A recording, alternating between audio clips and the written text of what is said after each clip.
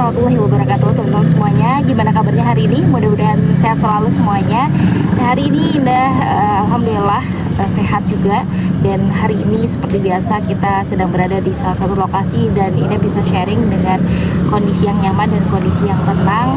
Dan untuk tema hari ini adalah tentang tema besar yang akan menjadi episode Indah di pembahasan khusus episode ini adalah tentang Al-Quran, jiwa dan keluarga. Tentang bagaimana sih sebetulnya Al-Quran itu berpengaruh terhadap jiwa, kemudian keluarga berpengaruh terhadap jiwa, dan lingkungan berpengaruh terhadap jiwa. Sejauh mana ketiga aspek tersebut itu mempengaruhi jiwa seseorang, seperti itu. Nah, Indah akan menceritakan sedikit saja secara garis besarnya tentang pembahasan tema hari ini.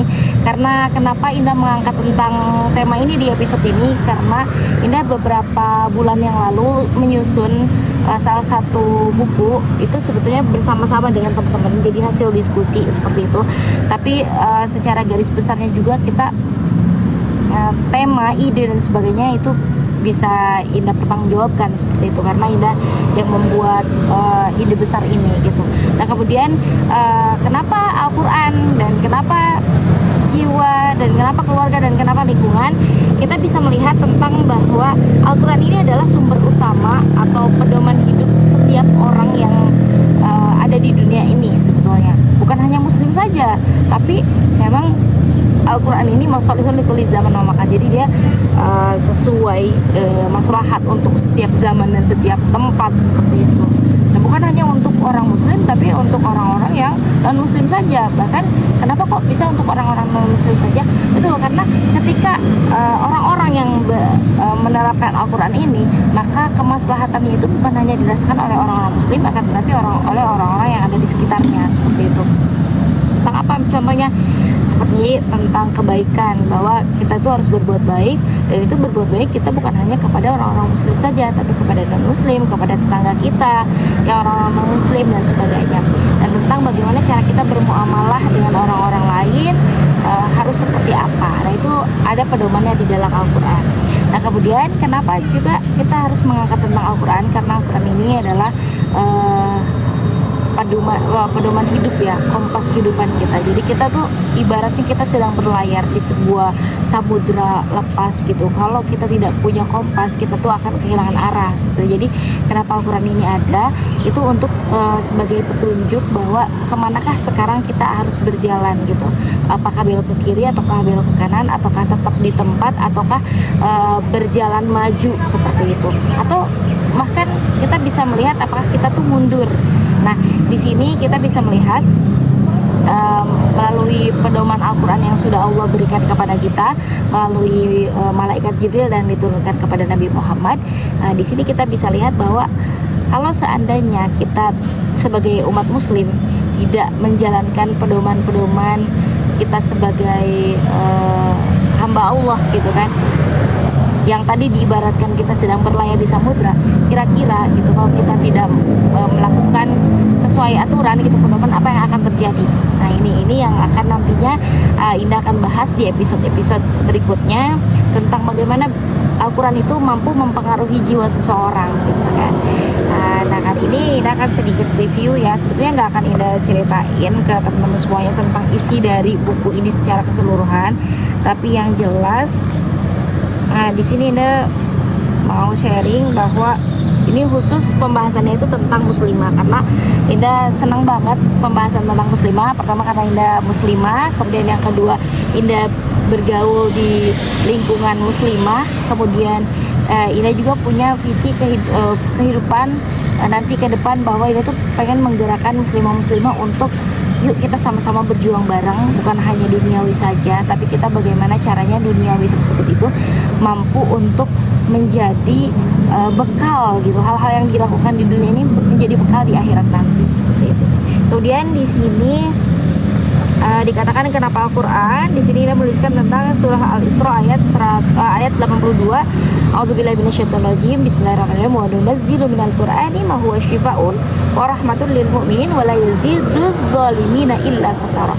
Wa la yazidudz zalimina illa khasara. Nah, ini jadi titik tekannya bahwa wa nunazzilu minal Qur'an, dan kami itu menurunkan Al-Qur'an ma huwa syifaa'un ya. Jadi sesuatu yang menjadi penawar, syifaun warahmatun, dan menjadi rahmat lil mukminin, bagi orang-orang mukmin, wala yazidud zalimin, dan tidaklah atau sedangkan bagi orang-orang yang zalim itu hanya akan menambah kerugian. Nah, ini dia kenapa kok bisa Al-Quran itu menjadi syifa bagi orang-orang yang mukmin. Mukmin ini tuh adalah percaya kepada Allah, percaya kepada Al-Quran, percaya kepada Rasulullah dan sebagainya.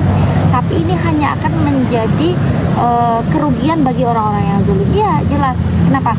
Kalau kita berjalan sesuai dengan petunjuk, ketika kita sedang berada di samudra lepas, maka apa yang akan terjadi?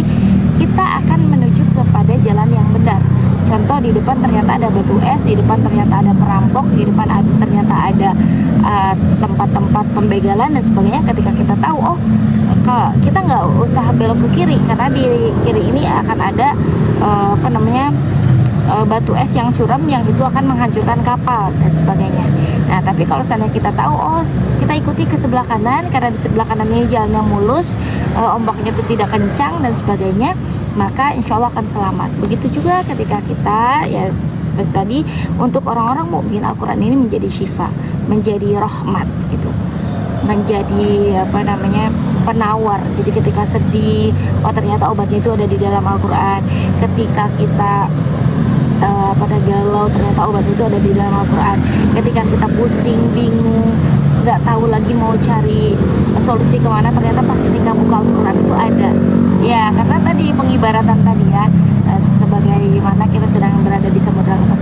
Tapi untuk orang-orang yang zalim ini hanya akan menambah kerugian. Kenapa? Karena pertama, orang-orang zalim itu tidak percaya bahwa adanya Al-Quran. Kedua, orang-orang zalim tersebut itu bisa jadi percaya terhadap Al-Quran, tapi dia tidak mau menerapkan itu gitu. Kenapa? Pokoknya Al-Quran itu betul, tapi itu tidak berlaku sama dirinya sendiri gitu. Karena kalau Al-Quran itu diterapkan dalam kehidupan, maka dia akan ngerasa itu rugi gitu kan. Kalau peraturan itu dibentuk, kemudian dia terikat, maka dia tidak bisa melakukan kezoliman gitu. Dan hadirnya Al-Quran atau hadirnya peraturan yang bagus itu akan menambah kerugian dia. Jadi ibaratnya di sini kalau seorang koruptor misalkan ya, seorang koruptor dibuatlah undang-undang tentang akan dihukum mati misalkan, atau akan dihukum bahwa koruptor itu akan dimiskinkan. Nah, bagi orang-orang yang berlaku adil, peraturan tersebut itu sangat-sangat membantu gitu, sangat-sangat menjadi sangat membantu dan akan membuat secure atau keamanan untuk orang-orang yang adil tadi. Tapi untuk orang-orang yang korupsi gitu, untuk orang-orang yang korupsi ini, dia akan menjadi ancaman gitu adanya undang-undang dan peraturan tadi. Maka hadirnya Al-Quran ini bukan hanya untuk orang-orang yang mukmin saja sebetulnya, bukan orang-orang yang muslim, tapi untuk orang-orang yang mereka itu yang percaya terhadap bahwa Al-Quran itu sebetulnya menenangkan, Al-Quran itu sebetulnya menjadi solusi, Al-Quran itu sebetulnya menjadi jawaban dari segala bentuk kegundahan dan kegelisahan itu. Nah, jadi teman-teman semuanya, insya Allah di next video ini akan ngebahas juga tentang bagaimana Al-Quran ini sangat berpengaruh terhadap jiwa. Nah, tadi itu Al-Qur'annya, suratnya. Selanjutnya ada hadisnya. An Utsman bin Affan radhiyallahu an qala Rasulullah sallallahu alaihi wasallam, khairukum man ta'allama al-Qur'an wa 'allamahu. Ini sering banget teman-teman dapetin, sering banget teman-teman juga dengarkan dari para penceramah gitu. Khairukum man ta'allama al-Qur'an wa 'allamahu. Sebaik-baiknya manusia atau sebaik-baiknya dari kalian adalah orang-orang yang man ta'allama al-Qur'an, orang-orang yang belajar Al-Quran dan wa'allamahu, dan mengajarkannya. Kenapa dia menjadi sebaik-baiknya orang? Karena tadi kalau kembali kepada pengibaratan di awal, kalau dia tidak belajar tentang kompas kehidupan, ketika dia berlayar maka dia akan tersesat, maka dia tidak mampu untuk mengelola badai-badai yang akan hadir di depan dia gitu kan. Nah, kalau seandainya dia belajar Al-Quran, dia tahu bahwa di Al-Quran itu ternyata hidup ini akan ada ujian, kemudian di Al-Quran itu sudah ada solusinya, kemudian juga ada dia sudah belajar, kemudian dia mengajarkan kembali agar orang lain itu tidak tersesat gitu. Jadi ini betul-betul sih Masya Allah pengibaratannya, kalau kita belajar Al-Quran kita tidak akan tersesat, tapi kalau kita ngajarkan Al-Quran kita tidak tersesat, dan kita juga tidak akan membuat orang lain tersesat, atau kita sudah menyelamatkan orang lain dari ketersesatan itu. Ketersesatan dari apa? Ketersesatan dari dunia yang sementara ini. Nah itu saja dari aku. Insya Allah di next video kita akan ngebahas tentang bagaimana pengaruh Al-Quran terhadap jiwa seseorang. Thank you for watching my video. Jangan lupa like, share, dan subscribe. Wassalamualaikum warahmatullahi wabarakatuh.